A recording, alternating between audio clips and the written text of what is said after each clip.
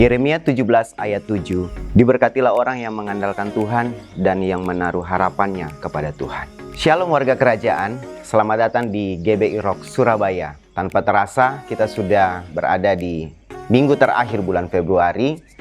Tetap sehat dan selalu senantiasa menjalankan protokol kesehatan yang ada. Dan jangan lupa tetap antusias dalam beribadah. Bagi Bapak Ibu Saudara yang baru pertama kali beribadah bersama kami ucapkan welcome to Rock Family. Ibadah hari ini akan disertai dengan perjamuan kudus. Bapak Ibu Saudara dapat mempersiapkan anggur dan roti agar dapat mengikuti perjamuan dengan baik. Firman Tuhan hari ini akan dilayani oleh Senior Pastor Gereja Kemuliaan Sion, Light to the Nation, Pastor Leonardo Siamsuri. Berikut beberapa informasi gereja untuk minggu ini. Telah dibuka Rock Journey Class Believers. Kelas akan dimulai tanggal 8 Maret setiap hari Selasa pukul 7 malam via Zoom. Terus ikuti episode terbaru dari podcast Kingdom Insight di YouTube channel Rock Surabaya setiap Selasa pukul 7:30 malam. Kami mengundang Bapak Ibu Saudara semua untuk bersama-sama berdoa dan menyembah Tuhan di dalam acara Kingdom Worship Night yang diadakan pada hari Jumat ini jam 7 malam live di YouTube channel Rock Surabaya. Bagi Bapak Ibu Saudara yang rindu menabur untuk pekerjaan Tuhan, Bapak Ibu Saudara dapat transfer ke nomor rekening gereja atau Bapak Ibu Saudara bisa scan QR Code yang tertera berikut ini. Sebelum kita menaikkan pujian dan mendengarkan pengajaran firman Tuhan hari ini, mari kita saksikan suara gembala.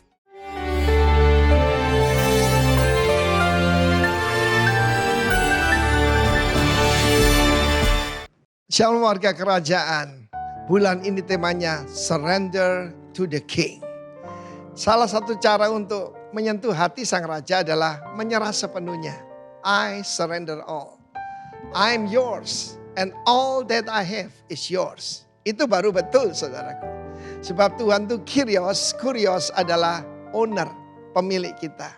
Nah saudara, dalam Yohanes 12 ada beberapa golongan orang. Seperti saya sampaikan minggu yang lalu. Ada yang jadi musuhnya Tuhan. Yudas Iskariot itu juru kunci saudara. Juru kunci bendahara.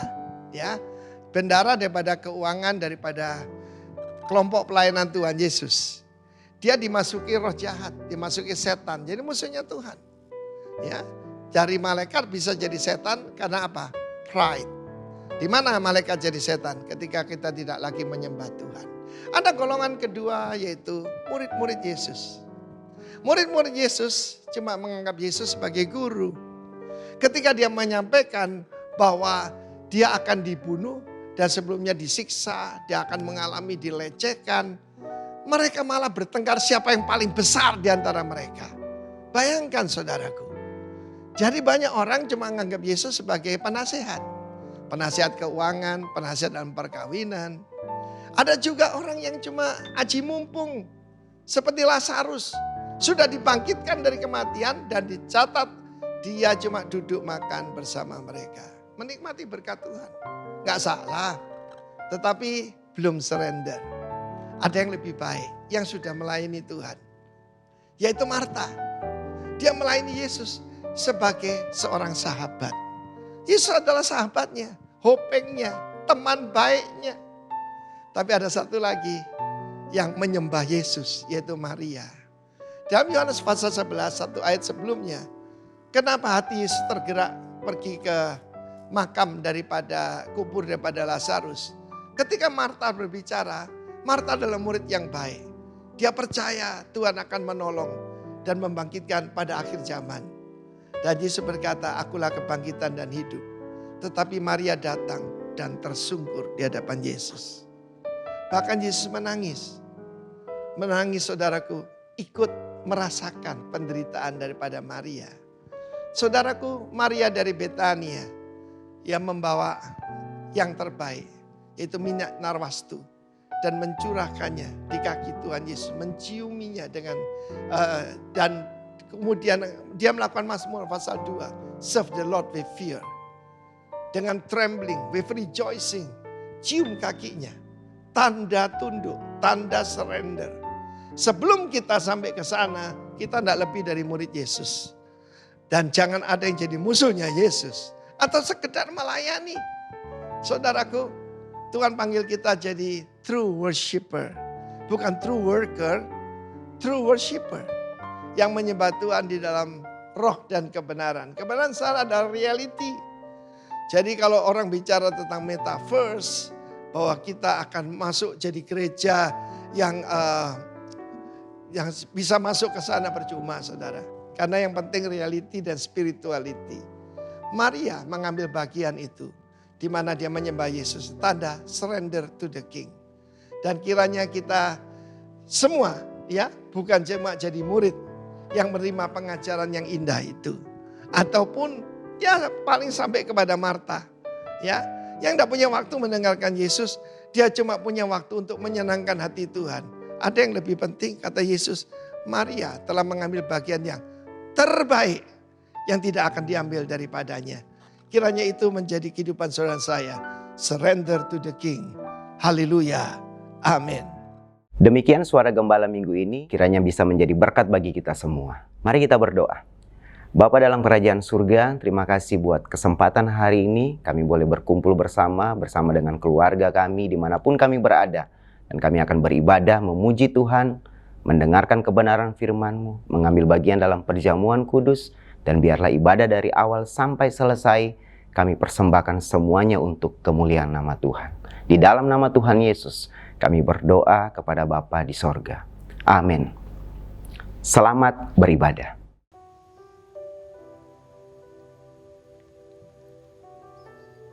Terima kasih Tuhan. Terima kasih buat kasih-Mu.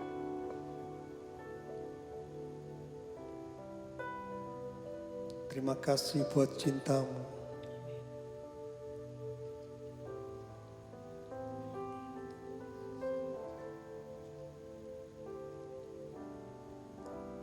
Dengan apa ku membalas kasih-Mu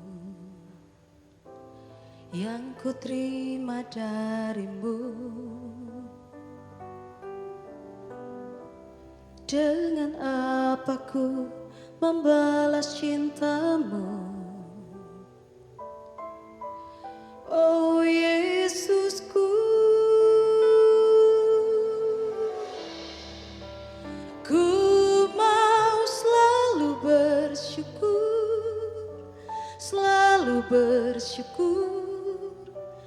Kau Tuhan yang setia, yang selalu menopang. Ku mau selalu bersyukur. Kau Bapakku yang setia.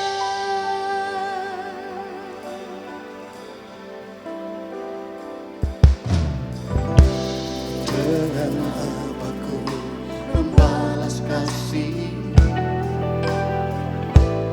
Yang ku terima dari-Mu? Dengan apa ku membalas cinta-Mu? Oh Yesusku, dengan apa ku membalas kasih yang ku terima dari-Mu. dengan apa ku membalas cinta.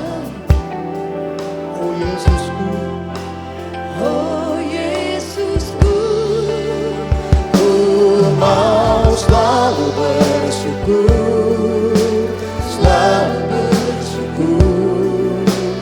Kau Tuhan yang setia, yang selalu menopang.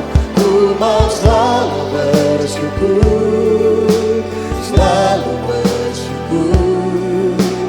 Kau Bapakku yang setia. Ku mau selalu bersyukur, selalu bersyukur. Kau Tuhan yang Yang setia, selalu menopang, Ku mau selalu bersyukur, Kau Bapakku yang setia. sekali lagi semua berkata, dengan apa? Dengan apa ku membalas kasih-Mu yang ku terima dari-Mu. Dengan apa ku membalas cinta-Mu. Mari semuanya bersyukur. Ku mau selalu bersyukur, selalu bersyukur. Kau Tuhan yang setia, Yang selalu menolong. yang selalu menopang. Ku mau selalu bersyukur, selalu bersyukur. Kau Bapakku, Kau Bapakku yang sungguh kami bersyukur. setia. Ku mau selalu bersyukur, selalu bersyukur. Kau Tuhan yang setia, yang selalu menopang. Ku mau selalu bersyukur, selalu bersyukur. Karena Kau Bapakku yang Kau setia. Bapakku yang setia. Sekali lagi semua berkata, dengan apa aku dapat membalas? Dengan apa ku membalas kasih-Mu yang ku terima dari-Mu. Dengan apa ku membalas cinta-Mu. Mari angkat kedua tangan kita, semua bersyukur. Ku mau selalu bersyukur, selalu bersyukur. Kau Tuhan yang setia, yang selalu menopang. Ku mau selalu bersyukur, selalu bersyukur. Kau Bapakku yang setia.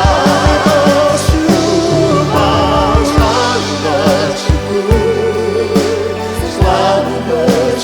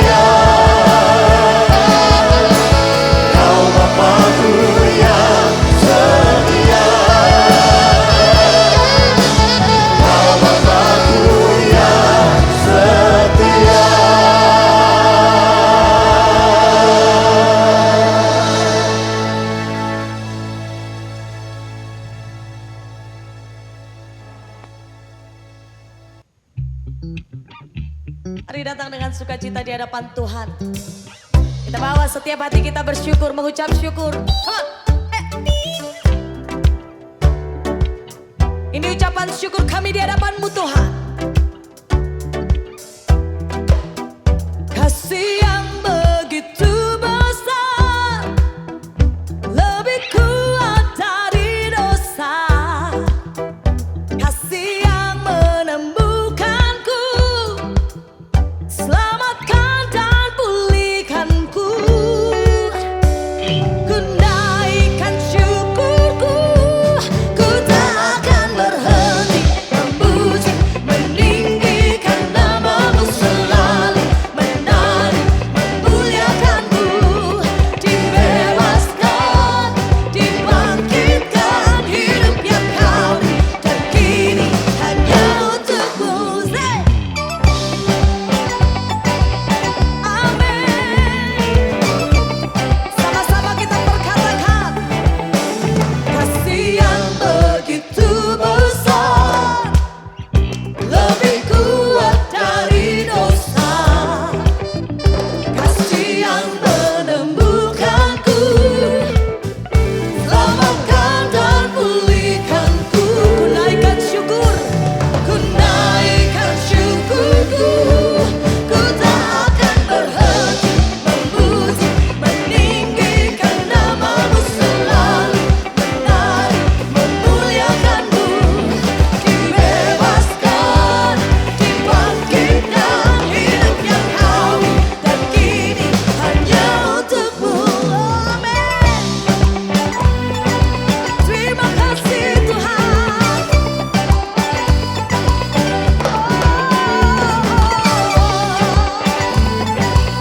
Sama-sama kita mau mengucap syukur di hadapan Tuhan. Angkat tinggi-tinggi tanganmu. Ku naikkan syukurku, ku naikkan syukurku.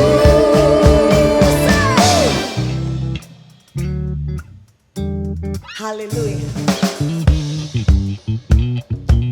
Kami bangga punya Yesus yang luar biasa. Yes. Tetaplah engkau bersukacita di dalam segala perkara. Kita bawa sukacita kita. Hati memuji, meninggikan nama-Mu selalu, menari, memuliakan-Mu.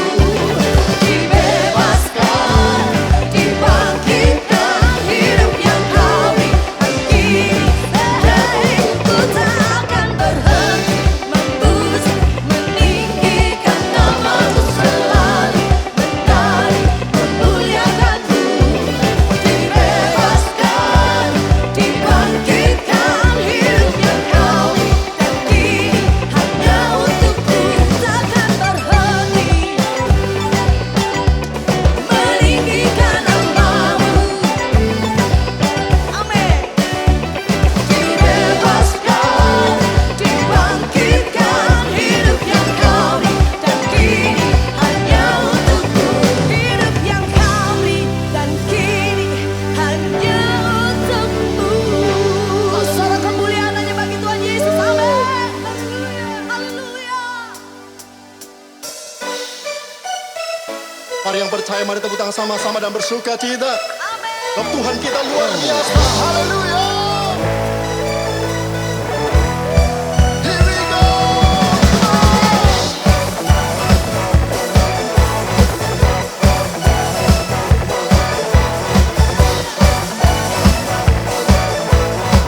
Mari jemaat Tuhan yang percaya, mari katakan pelukis cakrawala. Pelukis cakrawala, perangkai jagat raya, pencipta alam semesta.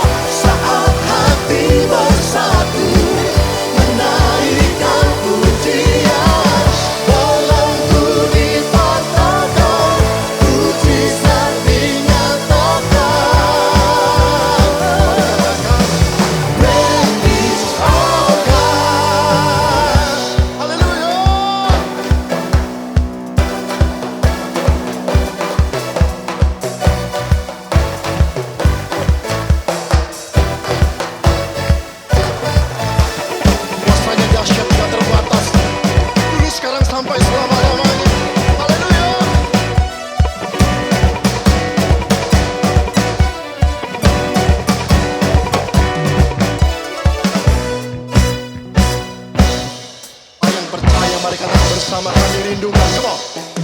Kami rindukan kuasa lawatanmu, kebangkitan pasti terjadi. Oh, oh, oh. Datanglah dan berkata, kuat dan berkuasa, saat hati bersatu menaikkan pujian. Tolong puji katakan, mujizat dinyatakan bersama kita. Ready, oh God. Haleluya.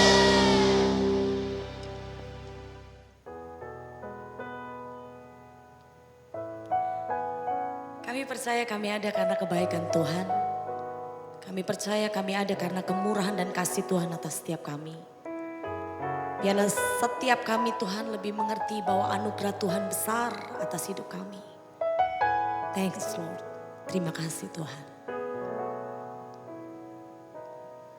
Give thanks with a grateful heart. Give thanks to the Holy One. Give thanks because He's given Jesus Christ, His Son. Give thanks with a grateful heart. Give thanks to the Holy One. Give thanks because He's given Jesus Christ, His Son. And now let the weak say, I am strong. Let the poor say, I am rich because of what the Lord has done for us. And now let the weak say, I am strong. Let the poor say, I am rich because of what the Lord has done for us. Give thanks. Kita bawa hati kita bersyukur dengan hati bersyukur pada Allah yang kudus. Syukur karena diberikan anaknya Yesus. Dengan hati bersyukur, dengan hati bersyukur pada Allah yang kudus. Syukur karena diberikan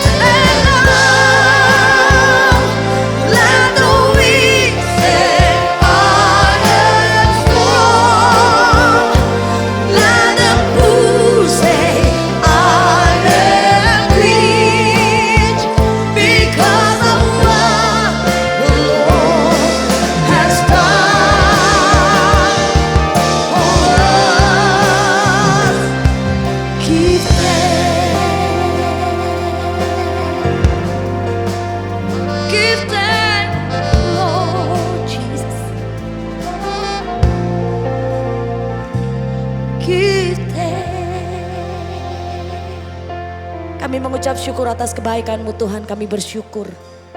Karena hati kami sungguh bersuka cita di dalam Tuhan. Tiba saatnya setiap kami Tuhan, kami mau mendengar kebenaran-Mu di dalam nama Tuhan Yesus. Haleluya. Amin. Shalom, puji Tuhan, terima kasih untuk kesempatan yang diberikan untuk saya bisa menyampaikan pesan firman Tuhan hari ini di GBI Rock Surabaya. Terima kasih Pastor Daniel Januar Tanujaya yang sudah memberi kesempatan kepada saya untuk sharing firman Tuhan. Nah, hari ini saya akan berbicara satu topik yaitu total surrender. Saudara, kata berserah total atau menyerahkan hidup kita secara total memang tidak mudah. Tapi bukan berarti tidak mungkin, gitu loh. Semua itu bisa terjadi, ya. Nah, saya mau ajak saudara untuk coba merenungkan sebentar, gitu ya. Hidup yang zaman sekarang ini, modern dan pasca modern, memaksa manusia, dipaksa atau dikondisikan sedemikian rupa, sehingga manusia itu terus berjuang dengan seluruh kekuatannya, mencoba dengan seluruh kekuatannya, pikirannya, jiwanya, saudara, tenaganya, waktunya, apa yang ada pada dirinya, dia mau berjuang hanya untuk sekedar bertahan hidup. Dan atau paling tidak, kalau nggak bertahan hidup, bisa mendapatkan sesuatu yang diperlukan di dalam hidup ini. Sampai seperti itu loh saudara. Nah, artinya apa? Seluruh kekuatan kita gunakan. Dan kita coba untuk bisa survive. Untuk coba untuk bisa sukses. Untuk bisa sukses. Tapi yang terjadi justru adalah apa? Yang nggak pernah dipikirkan. Yang terjadi adalah justru ketakutan. Yang terjadi adalah justru kekhawatiran. Yang terjadi adalah kegelisahan. Takut, khawatir, gelisah, stres. Oleh karena seluruhnya kita pakai kekuatan kita sendiri, saudara. Seluruhnya kita pakai kemampuan kita sendiri. Iya, bukan cuma takut, bukan cuma gelisah, bukan cuma stres, bahkan emosi kita menjadi bermasalah. Hari-hari ini di generasi yang ada, termasuk di generasi muda, generasi milenial, generasi Z di situ, saudara, mereka mempunyai persoalan yang namanya mental health issue. Jadi kesehatan mental, persoalan kesehatan mental. Stres, bahkan tidak sedikit bahkan yang bunuh diri, saudara. Yang jadi bingung, saudara. Bahkan ada konflik dalam hidup mereka. Kenapa bisa terjadi seperti itu? Nah, ini yang kita mau bahas nanti. Bagaimana kita bisa melepaskan diri? Saudara, ada yang krisis identitas bisa terjadi. Dia nggak pernah tahu siapa dirinya. Kadang-kadang orang menyebutnya dia adalah laki-laki terjebak dalam tubuh perempuan. Atau perempuan terjebak dalam tubuh laki-laki. Nah, itu banyak yang terjadi seperti itu. Konflik rumah tangga gara-gara hanya sekedar bertahan hidup pakai kekuatannya sendiri.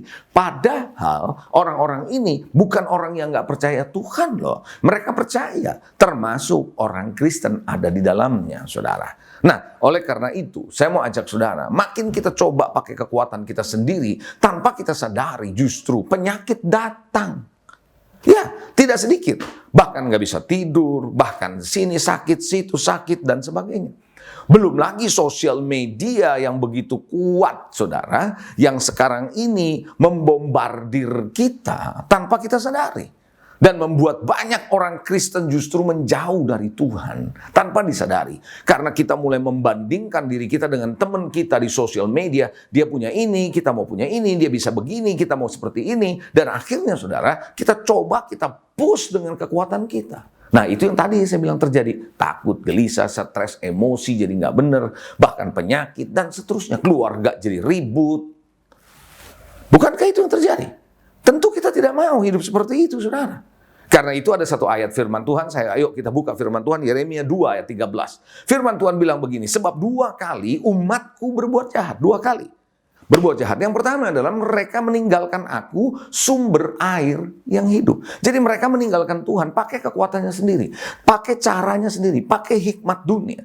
Karena apa? Mau mengejar sesuatu, bertahan hidup, dan mau mendapatkan sesuatu lebih lagi, karena ketakutan dengan masa depannya. Saya ulangi, sebab 2 kali umatku berbuat jahat, mereka meninggalkan aku sumber air yang hidup. Untuk apa? Menggali kolam bagi mereka sendiri. Yakni kolam yang bocor, yang tidak dapat menahan air. Bayangkan, jadi kita meninggalkan Tuhan, jauh dari Tuhan, kita kerjakan apa yang kita lakukan, ternyata sia-sia semuanya itu. Nggak bisa memberikan kebahagiaan, nggak bisa memberikan kesukacitaan, nggak bisa memberikan kekuatan kepada kita. Keluarga kita jadi hancur dan seterusnya. Hati-hati Bapak Ibu Saudara. Satu ayat lagi saudara, Amsal 3 ayat yang kelima. Firman Tuhan bilang, percayalah kepada Tuhan. Percayalah kepada Tuhan dengan segenap hatimu. Dan jangan bersandar kepada pengertianmu sendiri. Jadi Bapak Ibu Saudara, kadang-kadang saudara kita mengandalkan pikiran kita, pengalaman kita, yang kita tahu dari Google, terus kita mau coba, kita mau kerja, tanpa melibatkan Tuhan.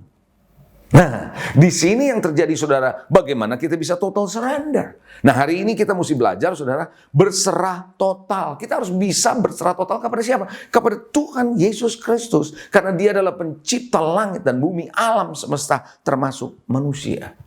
Jadi kalau begitu dia pencipta, dia sumber dari segala sumber. Kenapa kita nggak melibatkan Tuhan? Kenapa kita nggak berserah total sama dia? Tuhanlah yang membuat dari sesuatu yang nggak ada menjadi ada. Yang mustahil menjadi tidak mustahil. Setuju Bapak Ibu?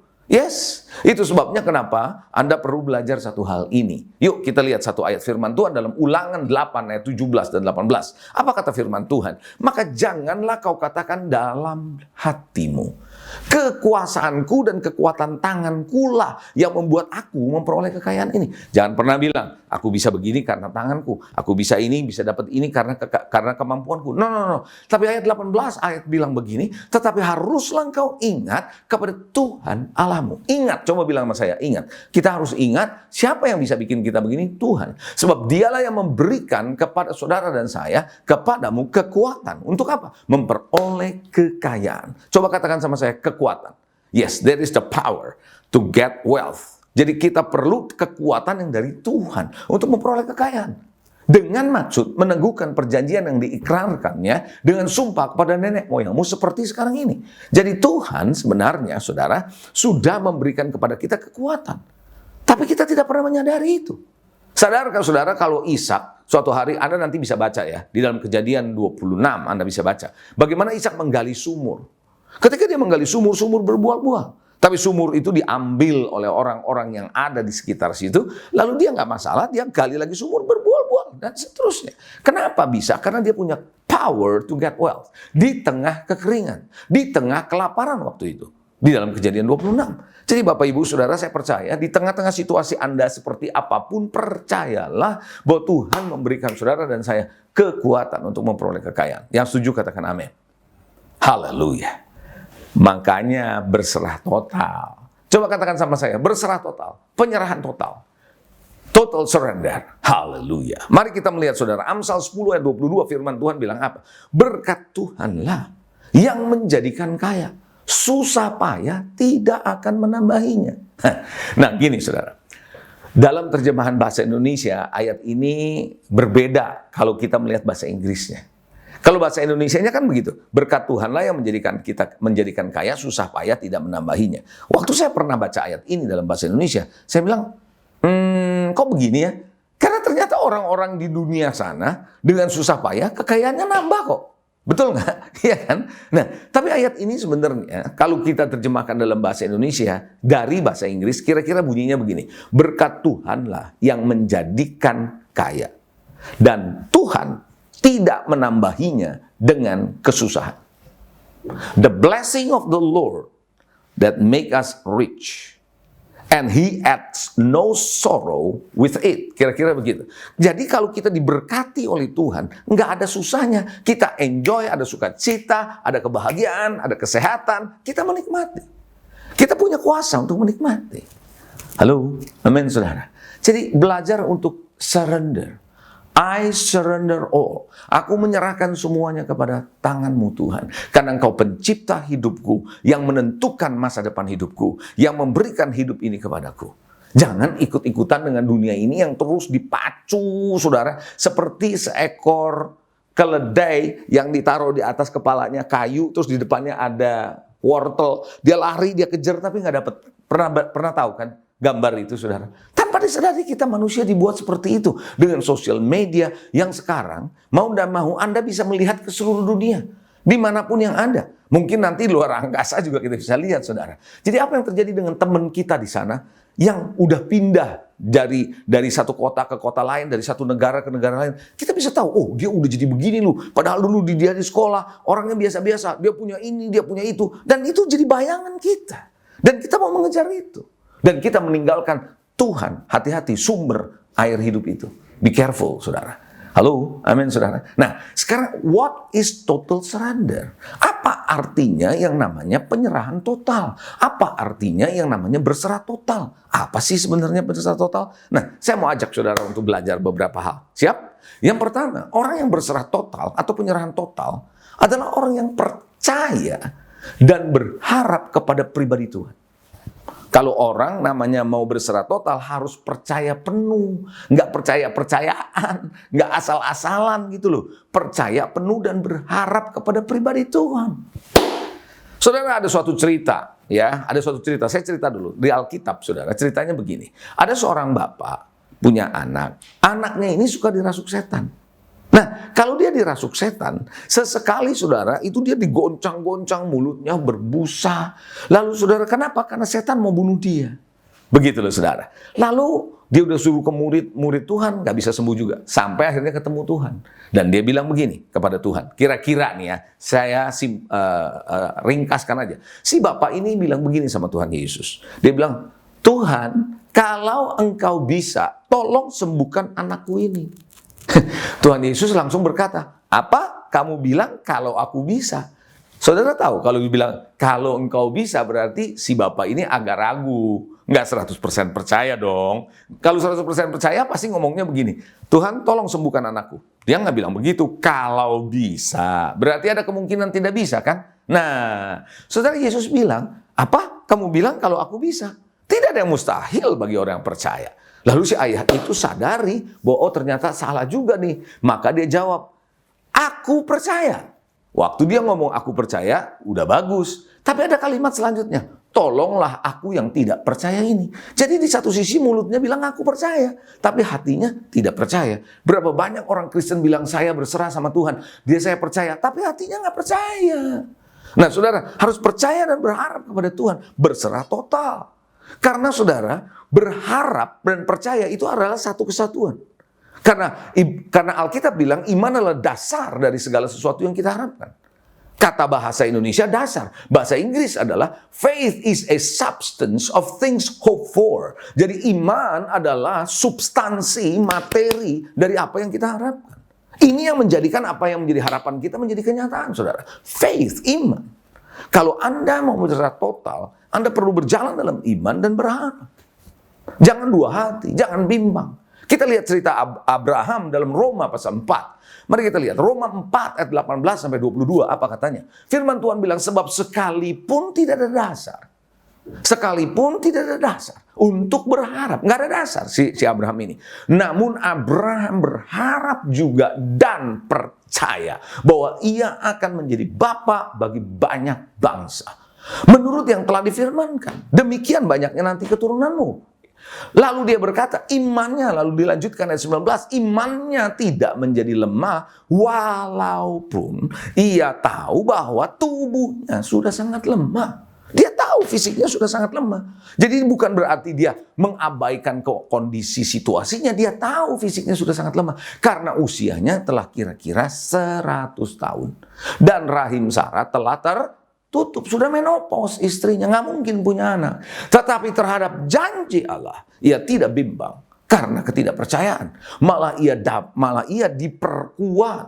Coba katakan diperkuat. Yes, dalam imannya dan ia memuliakan Allah. Haleluya. Lalu dilanjutkan dalam ayat 21 dengan penuh keyakinan bahwa Allah berkuasa untuk melaksanakan apa yang telah ia janjikan. Karena itu hal ini diperhitungkan kepada Abraham sebagai kebenaran. Jadi apakah Abraham nggak tahu situasinya nggak mungkin? Tahu, orang udah mau 100 tahun, istri sudah menopause, mana mungkin dia bisa punya anak. Tapi dia pegang janji Tuhan. Dia total surrender to God. Karena yang berjanji adalah Tuhan kalau dia bisa punya keturunan yang banyak. Karena itu dia total surrender. Dia tetap percaya, dia tetap berharap, dia semakin yakin, dia semakin dikuatkan. Dia tidak menaruh harapannya kepada dunia ini. Saudara boleh catat ada firman Tuhan dalam Yeremia 17 ayat 5 dan ke-8. Firman Tuhan bilang apa? Beginilah firman Tuhan katanya. Dalam ayat yang kelima, Yeremia 17. Beginilah firman Tuhan, terkutuklah orang yang mengandalkan manusia, yang mengandalkan kekuatannya sendiri dan hatinya yang jauh dari Tuhan. Terkutuk kata Tuhan. Karena kita mulai mengandalkan kekuatan kita sendiri. Lanjut, dikatakan dalam ayat ke-6, ia akan seperti apa? Semak bulus di padang belantara. Ia tidak akan mengalami datangnya keadaan baik. Jadi ayat itu perhatikan baik-baik. Stop sebentar. Bahwa keadaan baik datang, tapi dia tidak mengalami. Kenapa? Karena dia mengandalkan kekuatannya sendiri.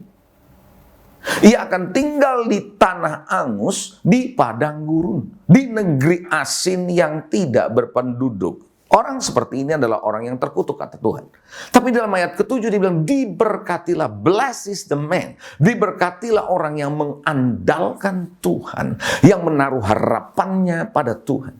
Maka apa yang terjadi? Ia akan seperti pohon yang ditanam di tepi air. Saudara tahukah saudara kalau Anda mengandalkan Tuhan? Itu seperti pohon diposisikan di tempat di mana pohon itu membutuhkan air. Saya percaya ketika Anda, saya, kita semua mengandalkan Tuhan, Tuhan akan posisikan hidup saudara di mana Anda membutuhkan untuk kehidupan, Tuhan berikan itu. Nggak akan ada kekurangan. Jehovah Jireh, dia akan menyediakan buat saudara. Yang merambatkan akar-akarnya ke tepi batang air. Dan yang tidak mengalami datangnya panas terik. Panas terik datang, kekeringan datang, tapi dia tidak mengalaminya. Daunnya tetap hijau, tidak khawatir dalam tahun kering, dan yang tidak berhenti menghasilkan buah. Bayangkan saudara, kenapa? Dia mengandalkan Tuhan. Total surrender. Artinya, Anda percaya, Anda berharap sepenuhnya kepada satu pribadi, Tuhan kita Yesus Kristus.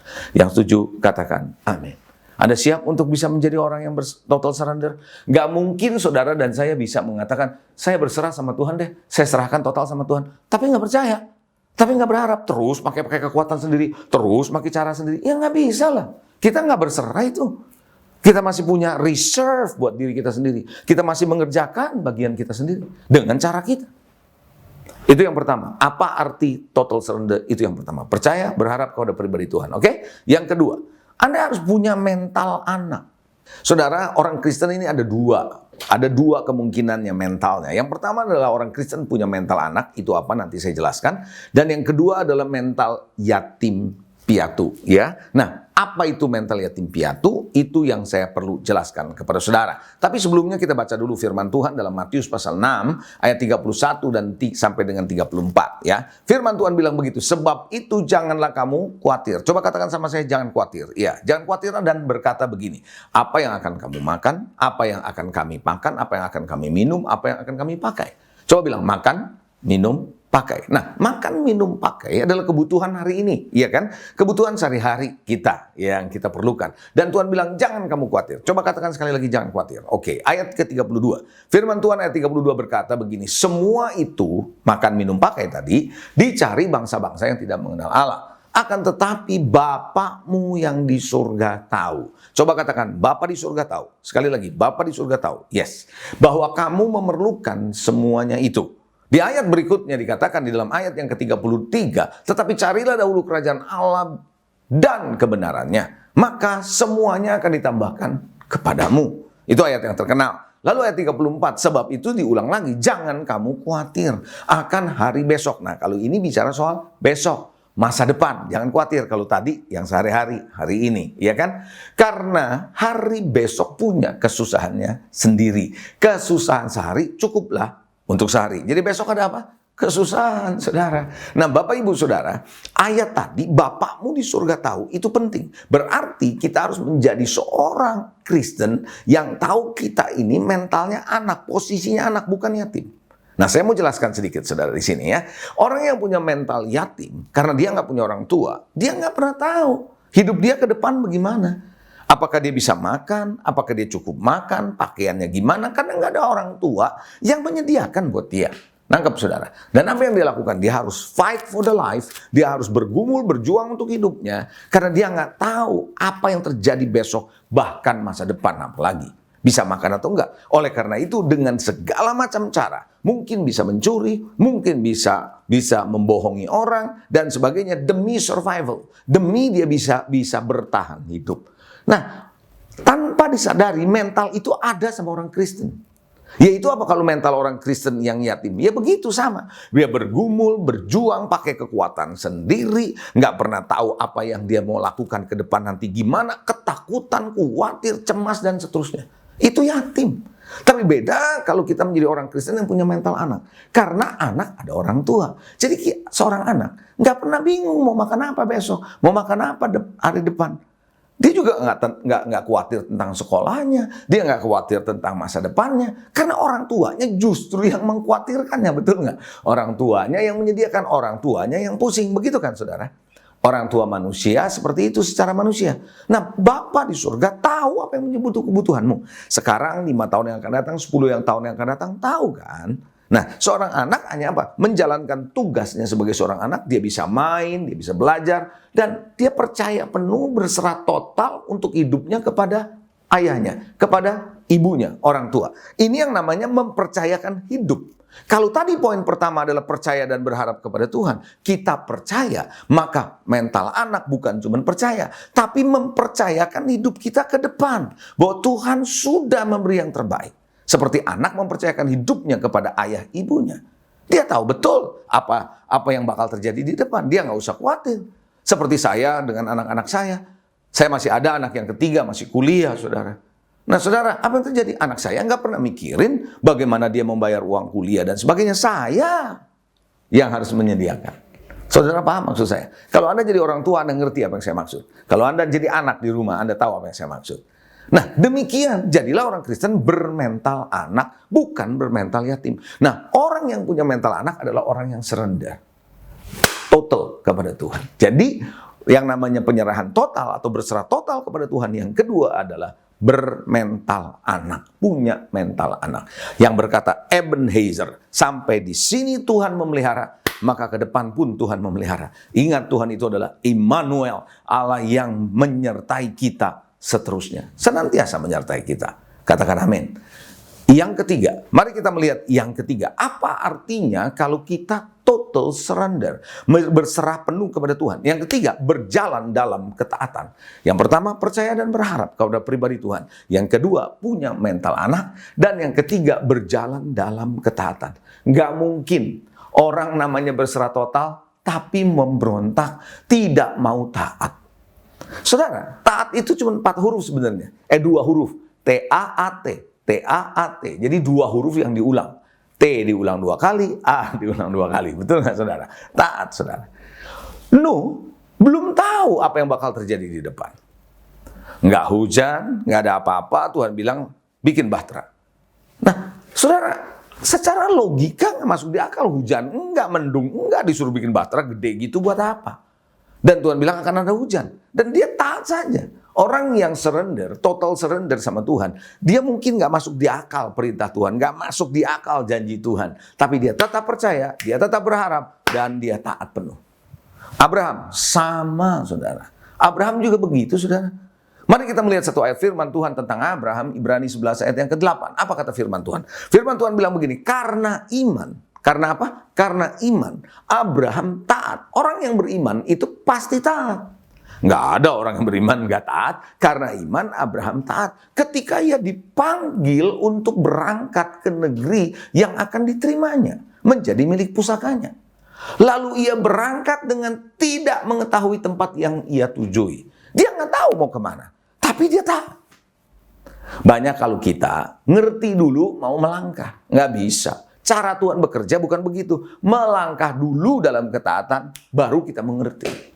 Bukan mengerti dulu, karena kalau mau mengerti dulu nggak akan ngerti-ngerti deh. Percaya deh. Kenapa? Karena Yesaya 55 berkata begitu kok. Ayat yang ke-8 bahwa rancanganmu bukan rancanganku, pikiranmu bukan pikiranku. Artinya seperti tingginya langit daripada bumi, demikian rancanganku dari rancanganmu. Pikiranku dari pikiranmu. Jadi artinya gitu. Kalau mau coba ngerti, mau sampai kapanpun sulit. Karena Tuhan itu terlalu sulit untuk kita pahami. Yang penting adalah kita cuma taat saja, percaya saja, melangkah, kita akan diberi pengertian. Haleluya. Ada amin saudara. Belajar taat penuh kepada Tuhan. Contoh lain siapa? Perempuan Sunem. Anda mungkin sering baca dalam cerita Alkitab perempuan Sunem. Nah saudara, perempuan Sunem ini nggak punya anak sebenarnya. Tapi suatu hari ada Nabi Elisa datang di kotanya. dibikinin kamar di atas, jadi GH dengan bujangnya kalau datang si Elisa ini tidur di sana, disediain makan dan seterusnya. Lalu Elisa merasa nggak enak kalau udah makan gratis, semua tidur gratis. Dia bilang sama bujangnya, tanyain tuh yang punya rumah, ada perlu apa? Bujangnya bilang begini, si ibu ini nggak punya anak loh. Oh, suaminya kaya, punya perkebunan, tapi dia nggak punya anak. Nah, singkat cerita, dia punya anak, kira-kira gitu ya. Nah, saya mau ambil cerita setelah itu apa yang terjadi. Elisa bilang sama perempuan Sunem ini. Ingat, perempuan Sunem ini bukan orang miskin, orang kaya. Karena suaminya punya perkebunan. Kalau Anda baca cerita itu. Mari kita lihat ayatnya dalam 2 Raja-Raja pasal 8 ayat 1 sampai dengan ayat yang kedua. Apa kata firman Tuhan? Elisa telah berbicara kepada perempuan yang anaknya dihidupkannya kembali. Ya, karena ceritanya anaknya mati. Kalau Anda baca dalam 2 Raja-Raja nanti. Katanya berkemaslah. Dia bilang kepada perempuan Sunem ini, berkemas, pergi bersama-sama dengan keluargamu. Berarti sama suami, sama anak. Tinggal di mana saja, katanya. Engkau dapat menetap sebagai pendatang. Sebab, ada sebabnya disuruh pergi. Tuhan telah mendatangkan kelaparan yang pasti menimpa negeri ini 7 tahun lamanya. Jadi disuruh pergi kemana aja, karena ini nanti akan kelaparan 7 tahun. Bukan waktu yang singkat, 7 tahun. Coba kita lihat ayat yang kedua. Apa yang dilakukan oleh perempuan ini? Lalu berkemaslah perempuan itu, dilakukannya lah seperti perkataan abdi Allah itu. Kita suka dengarkan nasihat pendeta gembala sidang, bukan? Banyak orang Kristen suka nanya, Pak Pendeta dong, saya kasih nasihat. Dikasih nasihat nih, nggak dikerjain. Cuman mau denger doang. Halo, kita doa nih, Tuhan ngomong. Cuman denger doang, kita nggak mau taat. Kita menganggap nasihat hamba Tuhan, khotbah, itu hanya sebagai sebuah tambahan informasi saja buat kita gitu loh. Kita nggak pernah melihat bahwa ini adalah firman yang harus kita taati. Banyak orang berdoa sama Tuhan, tapi juga ketika Tuhan bicara nggak taat. Apakah Yunus taat? Tidak. Tuhan suruh pergi ke Niniwe, dia kabur. Banyak orang seperti itu. Nah, saudara, saya ulangi, saudara ya. Lalu berkemaslah perempuan itu, dan dilakukannya lah seperti perkataan abdi Allah itu. Ia pergi bersama siapa? Keluarganya. Lalu tinggal menetap sebagai pendatang di negeri orang Filistin 7 tahun lamanya. Nah, cerita ini begini, saudara. Kalau Anda baca cerita itu kayaknya, kok kemana larinya saya mau ngomong. Saudara gini, perempuan ini kaya, bukan miskin. Kalau miskin, kalau kekurangan, disuruh pergi 7 tahun, gampang. Nggak punya aset, pergi aja. Tapi dia punya aset. Dan aset itu disuruh tinggalin. Tinggalin aja kamu pergi, tinggal aja di mana aja. Emang gampang buat orang melakukan seperti itu. Tapi perempuan ini dengan keluarganya taat, saudara. Melakukan seperti apa yang disuruh oleh si Nabi, saudara. Kalau Anda baca ceritanya nanti lebih lanjut lagi, menarik, saudara. Waktu dia pulang, hilang asetnya semua. Udah diambil orang. Tapi rupanya, saudara, Tuhan buka jalan. Waktu dia datang kepada raja, di depan pelataran ketemu lagi sama Elisa. Elisa bilang sama raja, "Raja, ternyata Elisa lagi ceritain tentang perempuan ini kepada raja. Raja, ini dia perempuan yang aku ceritakan." Maka raja kembalikan kepada dia asetnya. Saudara yang dikasihi, ketaatan adalah tanda dari orang yang betul-betul berserah total sama Tuhan. Jangan cuma bilang saya percaya. Jangan bilang saya cuma datang ke gereja, dengerin. Nggak ada gunanya, cuma hanya percaya dan hanya dengerin dan datang ibadah. Walaupun semua itu baik, saya nggak bilang itu jelek. Tapi apakah kita tahu?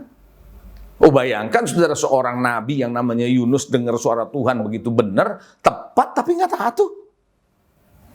Lihat Abraham. Dia disuruh serahin anaknya kan?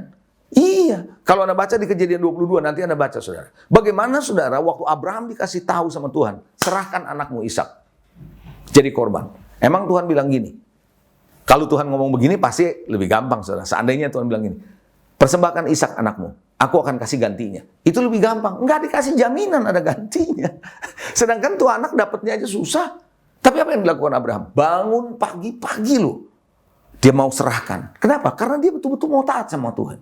Hari ini Bapak Ibu, kalau kita nerima sesuatu bisa bangun pagi-pagi. Tapi kalau memberikan yang terbaik, yang Tuhan sudah berikan, berani bangun pagi-pagi, memastikan kita mau serahkan. Nggak gampang kadang-kadang.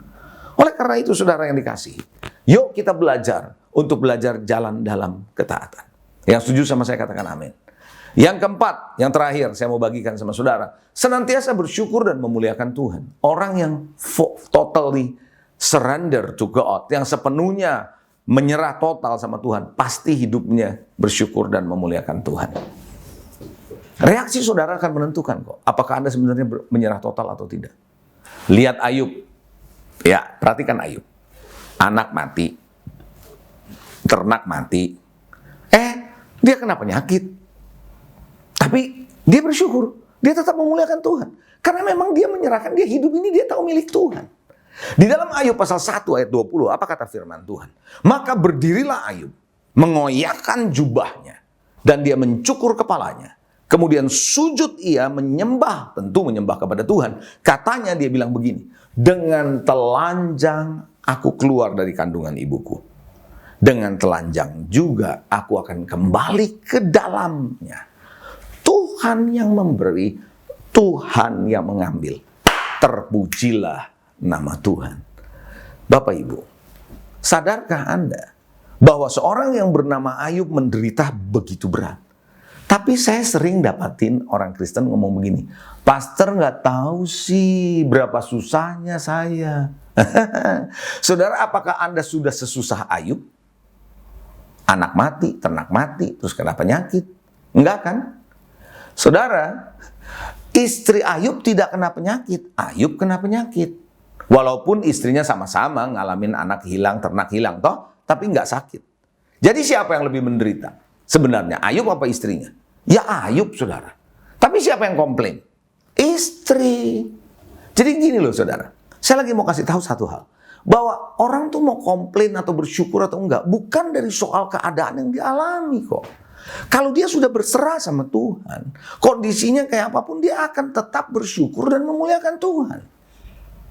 Nah, ketika dapat kena penyakit, di dalam Ayub 2, ayatnya yang ke-8 sampai dengan ayat yang ke-10, firman Tuhan bilang begini. Lalu Ayub mengambil sekeping beling, bayangin beling loh saudara. Untuk apa? Garuk badannya saking gatelnya. Sambil duduk di tengah-tengah abu.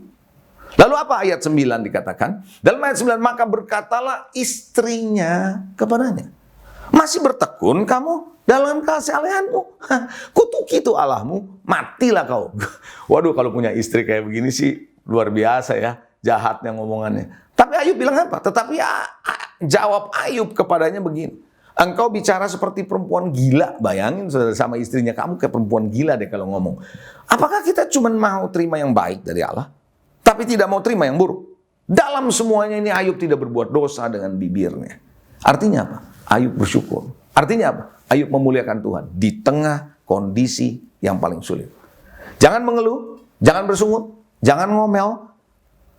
Saudara, berserah penuh. Orang yang banyak bersungut, banyak komplain, banyak ngomel, itu tanda orang yang belum berserah total. Amin.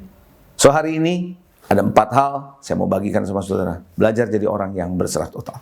Pertama, percaya dan berharap penuh kepada pribadi Tuhan. Kedua, miliki mental anak. Ya. Dan yang ketiga, pastikan saudara yang ketiga, Anda selalu berjalan dalam ketaatan. Taat. Dan yang keempat, bersyukur dan muliakan Tuhan. Saya percaya Anda akan berjalan dalam total surrender to God. Tuhan Yesus memberkati. Mari saya mau berdoa buat saudara. Tuhan, terima kasih untuk hari ini. Engkau berbicara kepada kami bagaimana kami menjadi seorang yang betul-betul bisa berserah total. Jadikan kami, anak-anak-Mu, hamba-hamba-Mu, yang selalu hidup dalam percaya penuh kepadamu. Punya mental anak. Dan kami senantiasa bersyukur dan memuliakan Engkau dan berjalan di dalam ketaatan. Terpuji nama-Mu Bapa. Dalam nama Yesus kami berdoa. Yang percaya katakan, amin. God bless you. Saudara-saudara yang sangat dikasihi Tuhan, kita bersyukur sampai hari ini Tuhan berfirman kepada kita dan Tuhan menyatakan akan kebenarannya untuk setiap kita dan bersyukur untuk hambanya yang dipercaya oleh Dia dan saudaraku memberitakan akan kebenarannya. Biarlah kiranya firman iman, firman kuasa, firman mujizat ajaib ini kita boleh terima dengan hati yang terbuka dan dengan hormat, dengan hati yang adalah tanah subur. Dan saya percaya firman ini boleh memberkati dan menyertai saudara di minggu yang baru ini. Dan sebentar kita akan masuk di dalam perjamuan kudus ini. Mari kita berdoa. Bapa, terima kasih sekali lagi kami mengingat akan apa yang Kau sudah lakukan bagi kami semua di atas kayu salib. Kami mau menerimanya dengan iman dan kami percaya ketika kami melakukannya. Kami menaruh Tuhan akan iman percaya kami di atas dasar yang tidak tergoyahkan. Di dalam nama Tuhan Yesus, angkat roti ini bersama-sama dengan saya. Malam ketika Yesus diserahkan, Ia mengambil roti, Ia mengucap syukur, Ia memecah-mecahkan, dan Ia berkata, inilah tubuhku yang dipecah-pecahkan bagi kamu. Saudara, karena itu bukankah roti yang telah dipecah-pecahkan ini adalah persekutuan kita dengan tubuh Kristus? Amin. Makan sama-sama dalam nama Yesus.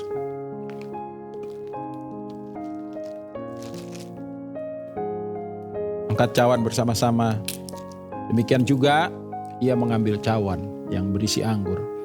Lalu berkata, inilah cawan perjanjian baru yang dimeteraikan oleh darahku. Perbuatlah ini setiap kali kamu melakukannya untuk mengingat akan aku. Karena itu saudara, bukankah cawan ucapan syukur yang di atasnya kita ucapkan syukur. Ini adalah persekutuan kita dengan darah Yesus. Haleluya. Amin. Kita minum sama-sama dalam nama Yesus.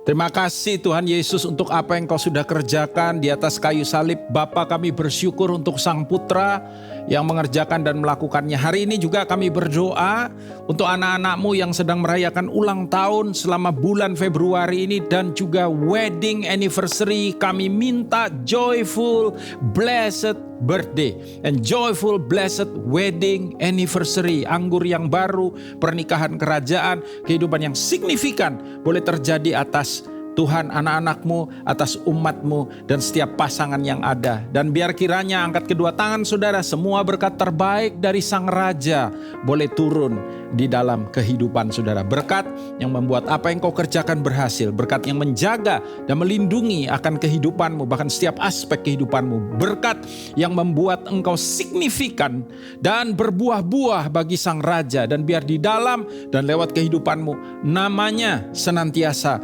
dipermuliakan. Di dalam nama Tuhan Yesus, semua yang percaya diberkati. Katakan sama-sama, amin, amin, amin. Selamat hari Minggu, Tuhan memberkati saudara. Terima kasih sudah beribadah bersama kami di GBI Rock Surabaya. Kita percaya semua kita diberkati Tuhan pada ibadah hari ini. Bagi jemaat yang memerlukan bantuan doa, informasi komsel, atau pelayanan lainnya dapat menghubungi hotline Rock Surabaya. Ibadah kita minggu depan akan dilayani oleh Gembala kita, Pastor Daniel Januar Tanujaya.